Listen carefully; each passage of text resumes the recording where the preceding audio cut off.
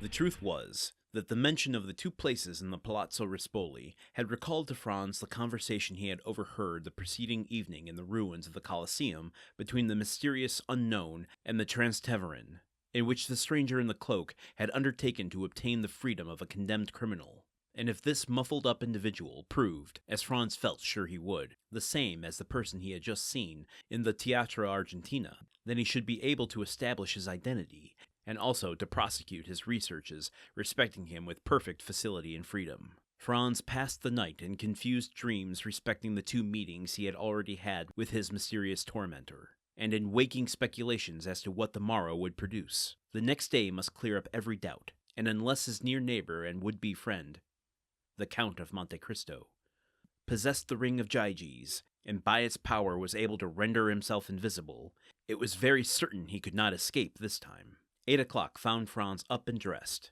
while Albert, who had not the same motives for early rising, was still soundly asleep. The first act of Franz was to summon his landlord, who presented himself with his accustomed obsequiousness. "Pray, Signor Pastrini," asked Franz, "is not some execution appointed to take place today?" "Yes, Your Excellency, but if your reason for inquiry is that you may procure a window to view it from, you are very much too late." "Oh, no," answered Franz. "I had no such intention, and even if I had felt a wish to witness the spectacle, I might have done so from Monte Pincho, could I not?" exclaimed mine host. "I did not think it likely Your Excellency would have chosen to mingle with such a rabble as are always collected on that hill, which, indeed, they consider as exclusively belonging to themselves." "Very possibly I may not go," answered Franz, "but in case I feel disposed, give me some particulars of today's executions." "What particulars would Your Excellency like to hear?" "Why, the number of persons condemned to suffer, their names, and description of the death they are to die." "That happens just lucky, Your Excellency. Only a few minutes ago they brought me the tavolettas." "What are they?" All right. What do we got here today? Franz is haunted by the different visages of Dante, the man in the Colosseum, the shadowy stranger in the hooded cowl. Well, it was a scarf, not a hooded cowl. The man in the cave, the Count of Monte Cristo, all of these men that he is known as one, and Dante will answer for all of them. The ring of Gyges, I believe, comes from Plato's Republic. In the story, the ring grants invisibility, allowing the wearer to act without being seen. Well, that's what invisibility is. There are a couple words used here, though, to describe Franz's experience with Dante and how he is viewing Dante that I don't want to overlook. They'd be very easy to just pass by, but let me pull out a few lines here. Franz passed the night in confused dreams. What do we think Dumas means by confused dreams there? That sentence goes on to say, respecting the two meetings he had already had with his mysterious tormentor. Tormentor is an interesting word there as well. Mysterious, we understand, obviously. Tormentor, it's almost as if Franz is starting to see Dante as someone being elusive with intention. He's tormenting him with his questions, not allowing Franz to get answers, which then gives credence to that last sentence about the ring of Gyges, and by its power was able to render himself invisible. It was very certain he, Dante, could not escape this time. So Franz's obsession is kind of transforming his view of Dante as someone slipping through his fingers, almost like a detective trying to get the criminal, get that pesky bank robber who always is one step ahead of the police department. But what's interesting to me is that from our simple interaction between Franz and Albert in chapter 31, 2, both, I don't get any indication that Dante has any ill will towards Franz, unless I completely misinterpreted the hashish trip. But Dumas is kind of frustratingly keeping a lot of this intent away from us. So, like, I'm not going to go back into speculative territory, but, why was Franz brought to the island? Why, once he was on the island, was he brought to Dante? Why did Dante then invite him into his little cave dwelling and get him high. There's got to be a purpose to all of this. I guess if I was in Franz's position, I would start to think of this as torment too, and I would have all of these why questions. Because in that paragraph, I skipped over a really important phrase here, which the next day must clear up every doubt. And so I think when I first read that, I was like, oh, every doubt to his identity. But I think it goes deeper than that. Every doubt as to why he is tormenting Franz as Franz sees it. But let's talk a little bit about the execution stuff. I know it's not fun. But I found this to be kind of interesting. I think it's pretty well known that executions, public executions, were a form of, do I want to call it entertainment?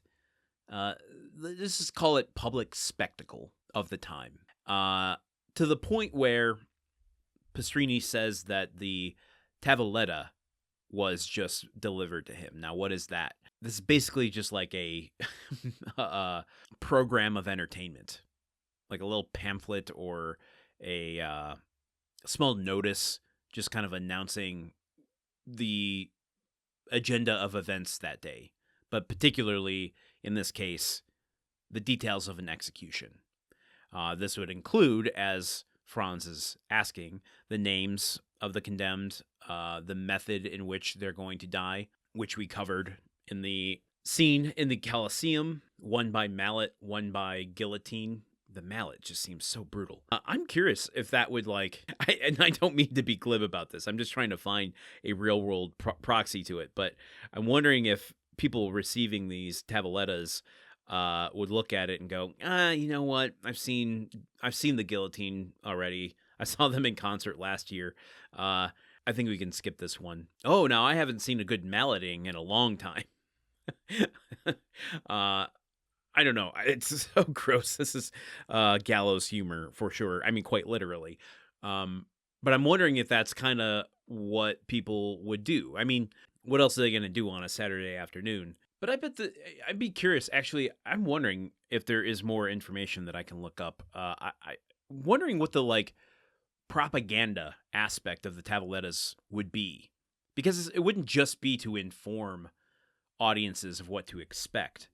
I would imagine that there's political, religious purposes behind them, a way of displaying consequences to law and order. If you break the law, this is what can happen to you. And then you can see how that could be bent to political purposes. What I say is the law, and therefore this could happen to you if you go against what I say. That's scary. That's terrifying. And then you would go and you would see the physical act of it happening, and it would, I think, internalize that for you much deeper. But there's got to be a moral aspect to it as well. Is this where church and state come together and say, remember that old, I think it was from Predator, that meme of the two strong arms, doing the kind of cross-armed handshake, with the big bulging biceps? That's church and state, and their hands are coming together for public executions. Well, that's dark. What can I leave you on something happy to go about your day? Oh, interesting. Okay. I'll leave you on this, which I just found online. Dumas, here, this is just a quote. Dumas frequently builds suspense by allowing a character to anticipate an event that may confirm a suspicion. For instance, Franz believing the coming execution might reveal something about the Count's mysterious intentions. That's my addition to this statement here. But, quote, narrative tension comes from the reader waiting to see whether the anticipated intervention will actually occur. Now, is that telling me that you, the listeners, are listening to me, a character, speculate? And the narrative tension, the audio tension comes from you, the listener, waiting to see whether or not my anticipation of a certain event or sequence of events is going to come to fruition? I don't know. I don't know, folks. I might have just found a loophole in this whole podcasting thing. Okay. Join me here tomorrow as we only have 3 episodes left of this chapter. Holy cow. Okay. Until then, okay, goodbye. The Countdown of Monte Cristo is part of the Gruntwork Podcast Network. This show is produced, edited, and hosted by Landon Solano. The original text of The Count of Monte Cristo by Alexander Dumas. Theme song by Magic Solo. If you want to support the show and others like it, visit patreon.com/gruntworkpod. Thank you for listening. See you tomorrow.